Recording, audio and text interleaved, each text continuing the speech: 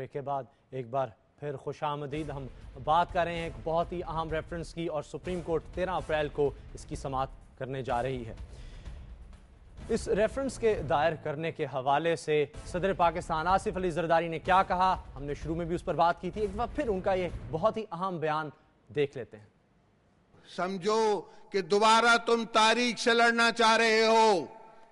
ہم انسٹیٹیوشنز کا تکرار نہیں چاہتے. ہم انسٹیٹیوشنز کو انسٹیٹیوشن بنانا چاہتے. اس لیے تو ہم نے ریفرنس بھیجا ہے کہ تمہارے منہ پہ جو کالک لگی ہوئی ہے وہ ایک دفعہ تم خود اتارو. ہمیں مجبور مت کرو کہ ہم آگے بڑھ کے اتاریں. ذوالفقار علی بھٹو کے اس 13 اپریل کو اس ریفرنس کی سماعت کرے گی سپریم کورٹ. ایک بہت اہم شخصیت جو اس کیس سے جڑی ہے وہ ہے احمد رضا قصوری، جنہوں نے درج کروائی تھی ایک FIR اور پھر ان کے والد کے قتل کے الزام میں ذوالفقار علی بھٹو کو پھانسی ہوئی تھی. اس وقت فون لائن پر میرے ساتھ موجود ہیں. احمد رضا قصوری صاحب، آپ خود بھی قانون دان ہیں، آپ کو کوئی اعتراض نہیں ہے اس کیس کے ری اوپن ہونے پہ؟ اور اگر ہے تو وہ اعتراض کیا ہے؟ کیونکہ ایک متنازع فیصلہ تو یہ ہے. دیکھیے کہ سپریم کورٹ کی 4 جورسڈکشنز ہیں. اس کی پہلی جورسڈکشن ہے انڈر آرٹیکل 184 جو کہ ہے اوریجنل جورسڈکشن. اس کی دوسری جورسڈکشن ہے انڈر آرٹیکل 185 جو کہ اس کی اپیلٹ جورسڈکشن ہے. اور اس کی تیسری جورسڈکشن ہے اپنا انڈر آرٹیکل 186 جو کہ اس کی ایڈوائزری جورسڈکشن ہے. اور اس کی چوتھی جورسڈکشن ہے انڈر آرٹیکل 188 جو کہ اس کی ریویو جورسڈکشن ہے. یہاں جو ہے یہ ریفرنس بھیجا گیا ہے انڈر آرٹیکل 186 جو کہ ایڈوائزری جورسڈکشن ہے. چیز یہ ہے کہ ایڈوائزری جورسڈکشن عام طور پر ایسے معاملات میں لی جاتی. مثال طور پر اگر وفاق کے 2 اکائیوں 2 صوبوں میں جھگڑا ہو یا صوبے کا اور وفاق کا جھگڑا ہو، اور اس صورت میں پریزیڈنٹ جو ہے وہ سپریم کورٹ کے ویوز کو سولیسٹ کرتا ہے بائی ریفرنس.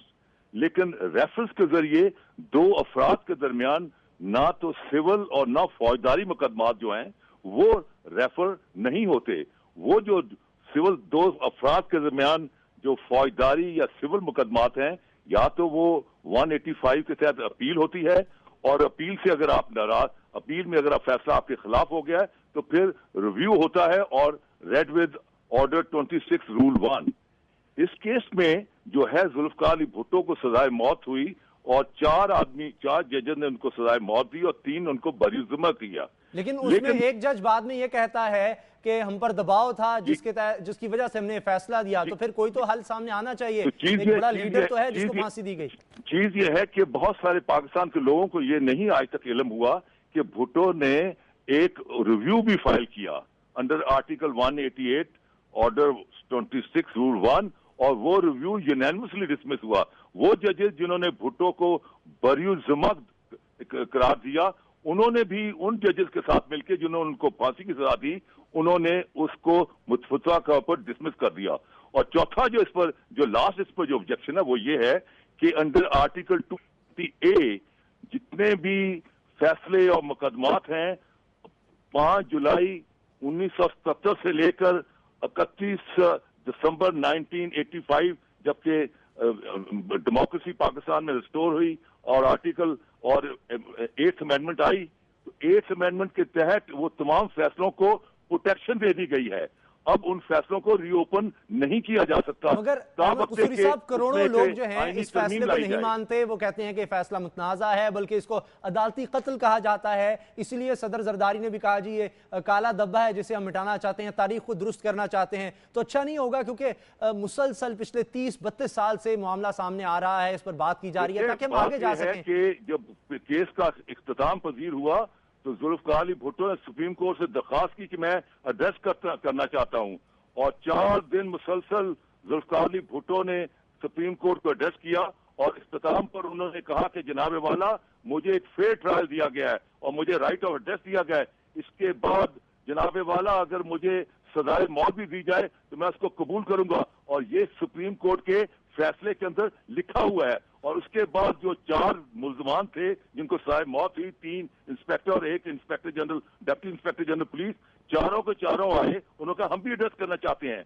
कोर्ट के लिए बड़ा मुश्किल था कि अगर भुट्टो को अलाउ कर दिया इनको कैसे डिसअलाउ करे। उन्होंने कहा जनाब आप भी एड्रेस कर लीजिए, और वो चारों के चारों कुरान पाक लेके आए सुप्रीम कोर्ट के सामने और कहा कि जनाब इससे पहले लोग कुरान पाक उठा कर इन अदालतों में आए होंगे अपनी बेरहमी का सबूत देने के लिए, और हम आज ये कुरान पाक उठा के आए हैं कि हमें इस बदबख्त वजीर आजम ने हमें हुक्म दिया और हमने उस पर अहमद रजा कसूरी पर हमला किया।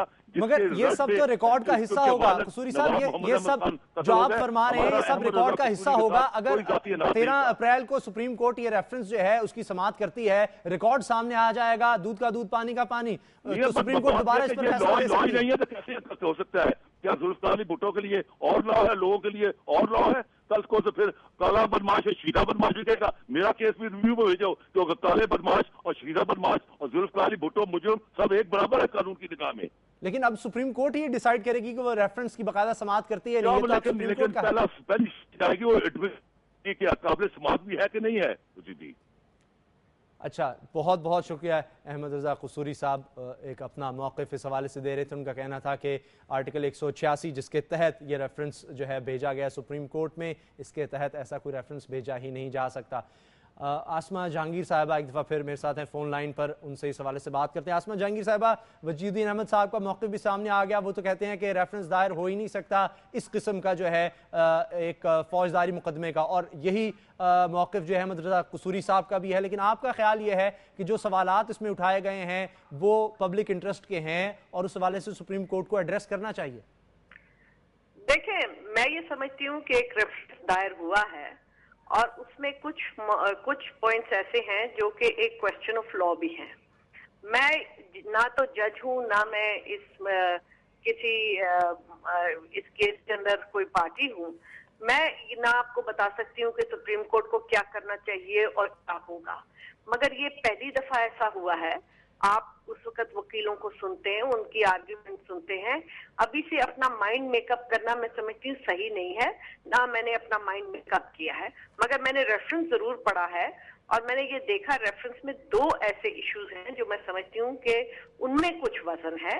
नंबर 1 ये कि अगर एक जज खुद ही कहे कि जनाब हम सबने प्रेशर पे किया है और फिर उसके बाद अब बहुत सारे लोग निकल आए और जी प्रेशर पे हुआ है, तो उसका क्या लीगल पहलू होगा, उसके ऊपर क्या हो सकता है। सुप्रीम कोर्ट कह सकती है कि उस पर कुछ नहीं हो सकता, या सुप्रीम कोर्ट कह सकती है इसके ऊपर ये हो सकता है, या सुप्रीम कोर्ट कह सकती है कि ये जो कहा गया है ये एक फिट ऑफ मैडनेस में किसी ने कह दिया, वो उनकी अपनी बात है। या दूसरी बात ये है जो कि कहा गया है बाकायदा तौर के ऊपर, वहां पे पूछा गया है कि क्या आया एक शख्स जो कि अप्रूवर है उसकी सोल एविडेंस के ऊपर किसी को डेथ सेंटेंस दी जा सकती है या नहीं।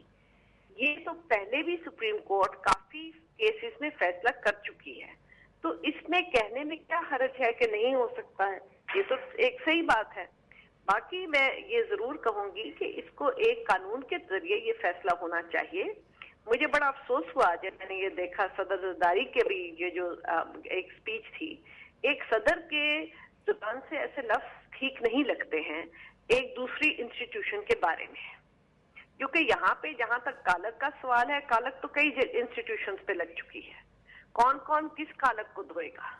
अच्छा, लेकिन अब ये जो रेफरेंस है चूंकि सबकी नजरें इस पर होंगी खासतौर पे 13 अप्रैल को, और फिर NRO वाला केस भी है, सदर के 2 ओहदों का केस भी है, तो वो भी इसके करीबी हैं, इसलिए भी इस केस पर काफ़ी ज़्यादा नज़र रहेगी। फिर जिस तरह आप पहले भी फरमा चुके हैं कि अब इस केस को क्यों लाया जा रहा है, 3 साल बाद पहले क्यों नहीं लाया गया, इस बारे में भी सवाल उठेंगे। लेकिन आपको ये लगता है कि इस पर बहुत जल्दी फैसला हो जाएगा, या सुप्रीम कोर्ट का जो भी मौक़िफ़ होगा, जो फैसला सुप्रीम कोर्ट देगी वो जल्द सामने आ जाएगा, लंबा नहीं जाएगा इस पर मुकदमा या समाअत? देखिए, मैं प्रिडिक्ट नहीं कर सकती, मगर मेरा अपना ये ख्याल है कि सुप्रीम कोर्ट बहस जरूर सुनेगी। और आपको पता है हम वकील बहस लंबी ही करते हैं, हम अपनी बहस छोटी नहीं रखते। आप टेलीविजन पे देखते हैं, हमें बोलना रोकना बड़ा मुश्किल काम होता है। तो जब तक ये बाकायदा तौर पे बुखा को नहीं सुनेंगे, और ये पहली दफा क्योंकि ऐसा मसाइल आए हैं और बाकी ये पब्लिक इम्पोर्टेंस का मसला है, जैसे आपने खुद कहा कि बड़े अरसे से बच्चा इस बात को कहता है कि ये जुडिशियल मर्डर है। खुद हमारी अदालतें जो हैं जब भुट्टो का केस हम पेश करते हैं किसी भी साइटेशन के लिए, तो वो उसको रख देते हैं। तो ये चीजें जो हैं ये सिर्फ एक सियासी नौयत की भी होती है, मगर जब सियासत कानून में घुस जाती है तो उसको कई दफा निकालना भी जरूरी होता है। लेकिन ज़ाहिर है अब ये सुप्रीम कोर्ट में मामला, देखते हैं कि 13 अप्रैल को इसमें क्या होता है। आसमा जहांगीर साहब, बहुत बहुत शुक्रिया आपका। दुनिया न्यूज़ में, दुनिया स्पेशल में मिलते हैं इस ब्रेक के बाद।